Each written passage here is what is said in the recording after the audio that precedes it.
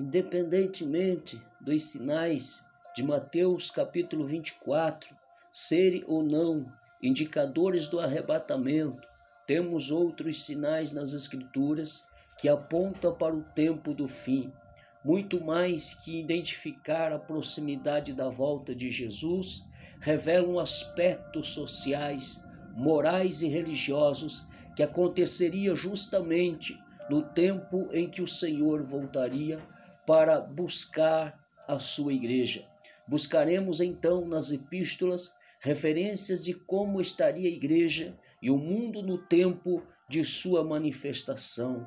É certo que estes sinais não estão apenas no tempo do fim, mas sim por todo o decorrer da história da igreja. O que os escritores queriam deixar claro é que no fim dos tempos estes sinais se tornariam evidentes e corriqueiros. Por exemplo, a apostasia.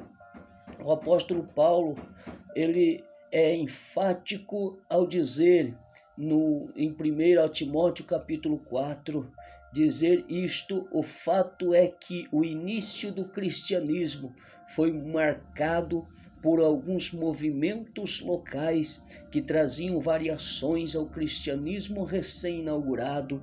As comunidades cristãs que se formavam eram lideradas muitas vezes por pessoas que tinham um conhecimento muito limitado a respeito de Jesus Cristo.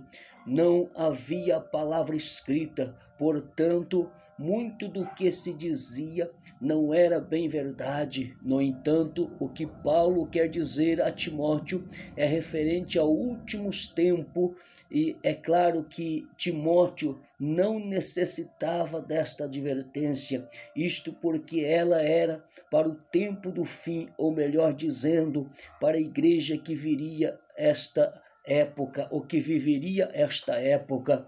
A tradução de apostasia no grego é revolta, rebelião, afastamento doutrinário e religioso. Podemos dizer que no sentido de fé significa o desvio ou afastamento de um propósito definido, que nesse caso é de servir a Deus. Podemos encarar o apostata como o desertor da fé.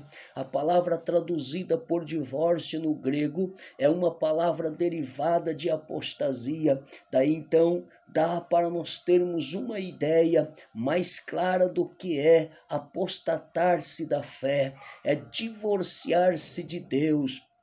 Esse grande mal que assola o meio cristão tem se desenvolvido rapidamente. A igreja de Laodiceia, por exemplo, no Apocalipse capítulo 3, versículo 14 a 22, que é uma representação da igreja atual, traz consigo a evidente marca da apostasia espiritual. Ele diz assim: conheço as tuas obras, que nem és frio e nem quente, quem dera fosse frio ou quente. A generalização de desvios doutrinários por obedecerem espíritos enganadores e ensinos de demônios, pela hipocrisia dos que falam mentiras e que têm cauterizado a própria consciência. Paulo dá o motivo da apostasia, os desvios doutrinários. Hoje o estado de frieza e indiferentismo toma conta das igrejas, que se tornam a cada dia mais politizadas e menos espirituais, mais humanistas e menos cristocêntrica. O uso de filosofias e práticas espíritas, a criação de doutrinas que giram em torno da prosperidade plena, ensinos sobre a obrigatoriedade de Deus abençoar seus servos, formam um novo quadro teológico de muitas igrejas. A verdade é que virou um bom negócio Todo esse desvio doutrinário vem criando uma geração de cristãos puramente místicos, avessos à sã doutrina. Nunca a Igreja de Jesus Cristo esteve numa situação como a atual, onde se perdeu o padrão bíblico para o cristão. Isto se torna uma evidência marcante, pois o apóstolo diz que nos últimos tempos a Igreja estaria como está hoje. A degradação moral generalizada. Sabe, porém, isto, nos últimos dias sobrevirão tempos difíceis, pois os homens serão egoístas, avarentos, jactanciosos, arrogantes, blasfemadores, desobedientes aos pais, ingratos, irreverentes, desafeiçoados, implacáveis, caluniadores, sem domínio de si, cruéis, inimigos do bem, traidores, atrevidos, enfatuados, mais amigos dos prazeres que amigos de Deus. Segundo aos Timóteos, capítulo de número 3, versículo 1 a 4. Este texto da Epístola a Timóteo tem uma relação muito estreita com aos Romanos capítulo 1, versículo 28 a 32, onde o contexto fala da condição pecaminosa em que se encontra a humanidade. Também no texto a questão é: como estará a condição moral no fim dos tempos? Paulo responde a pergunta de maneira completa e dura, referindo-se a este tempo como tempos difíceis. Não é preciso entrar em detalhes para termos a certeza de estarmos vivendo um tempo final, como o descrito por Paulo. O discurso do apóstolo, quando analisado no texto original, parece trazer uma sequência de atitudes que vão causando uma progressão negativa na moral da humanidade, ou seja, uma atitude que desencadeia outras. Paulo começa com a base de toda a degradação moral, o amor a si mesmo e o amor ao dinheiro. Em muitas Bíblias nós encontramos a tradução egoístas e avarentos, ou egoístas e gananciosos, porém Paulo é mais claro que as traduções parecem apresentar, pois o que ele quer dizer é que os homens serão amantes do ego e amantes do dinheiro, como encontrado apenas na versão em inglês. O que segue são consequência do egoísmo e da ganância.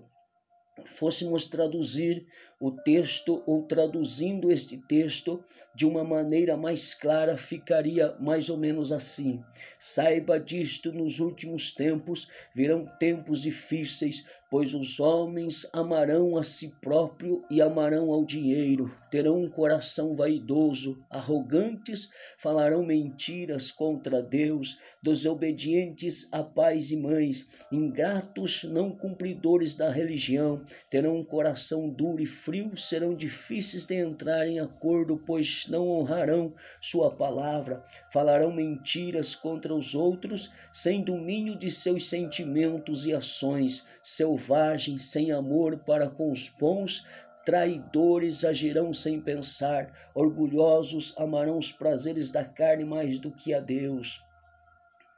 Temos também em Daniel um indicador muito importante sobre o tempo do fim. Tu, porém, Daniel, encerra as palavras e sela o livro até o tempo do fim. Muitos correrão de uma para outra parte e a ciência se multiplicará. Daniel capítulo 12, versículo 4. O tempo do fim também seria marcado por um avanço tecnológico sem precedentes. Este seria também estendido aos meios de transportes. Deus revela a Daniel que as pessoas esquadriariam a terra, ou seja, iriam de uma parte a outra. Também lhe é dito sobre uma multiplicação da ciência. Tudo isto temos visto desde o início do século XX, pois antes disso não havia muitas diferenças no meio de transporte no século I ao utilizado no século XIV. As pessoas andavam em carros de boi, as engrenagens dos maquinários eram extremamente rudimentares, não havia equipamentos eletrônicos e etc. Em nossos dias, a ciência já procura criar clones de humanos. Há aqueles que ainda dizem que já conseguiram fazê-los nascer. O fato é que tudo vem indicando que o tempo do fim mencionado por Deus a Daniel tem todas as características de nosso tempo. Quanto à profecia Apocalipse sobre o uso de um número 666 para uma identificação mundial, já é totalmente possível. Temos meios que possibilitam hoje sua existência, como por exemplo o sistema do código de barras. Aliás, este já está sendo descartado, pois já está sendo produzido o biochip, que pode conter quantas informações forem necessárias sobre os seus usuários. No texto de Ezequiel, capítulo 37, versículo 1 a 14, vemos a profecia referente à restauração nacional, moral, espiritual de Israel. Também em Lucas, capítulo 21, versículo 20 a 24, Jesus profetiza sobre a dispersão de Israel, o qual seria dominado pelos gentios. Quando, porém, virdes Jerusalém sitiada de exércitos, sabei que está próximo à sua devastação. Então os que estiverem na Judéia fujam para os montes, os que se encontrarem dentro da cidade retirem-se, os que estiverem nos campos não entrem nela, porque estes dias são de vingança, para se cumprir tudo o que está escrito.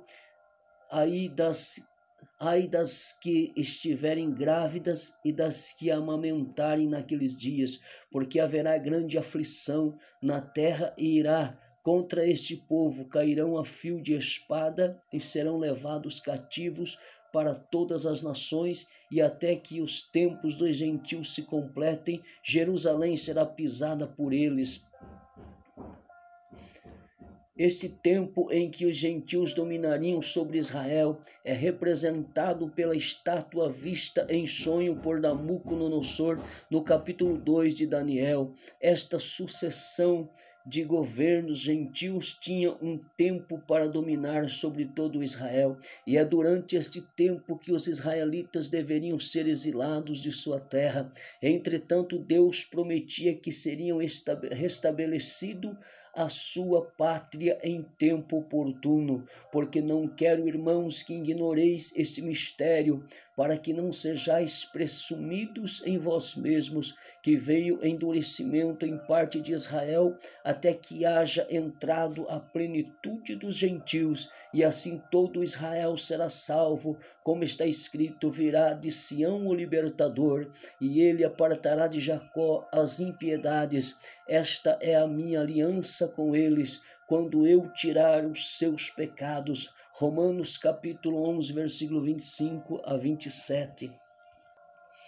No ano 70 depois de Cristo, o general Tito, filho do imperador Vespasiano, invadiu Jerusalém, destruindo o templo e exilando toda a nação. No entanto, a profecia começa a tomar sua forma de cumprimento no ano de 1897, quando Teodoro inicia o movimento sionista, ou seja, o movimento para a criação de um Estado autônomo em Israel, fazendo com que houvesse um grande retorno de judeus à sua terra natal. Em 14 de maio de 1948, assina o fim da intervenção britânica na Terra Santa. Neste mesmo dia, o pai de Israel restaurado, Davi Ben-Gurion, lê a declaração de independência do mais novo país do mundo.